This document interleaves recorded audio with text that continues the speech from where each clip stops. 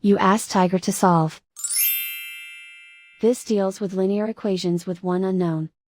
The final result is n equals 31/24. Let's solve it step by step. Simplify the expression. Expand the parentheses. Multiply the coefficients.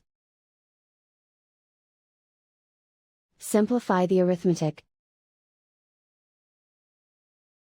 Expand the parentheses. Multiply the coefficients. Simplify the arithmetic. Group like terms. Simplify the arithmetic.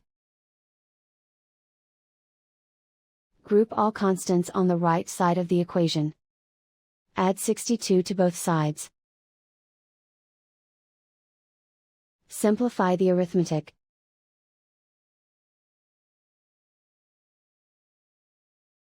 Isolate the n. Divide both sides by 48. Simplify the fraction.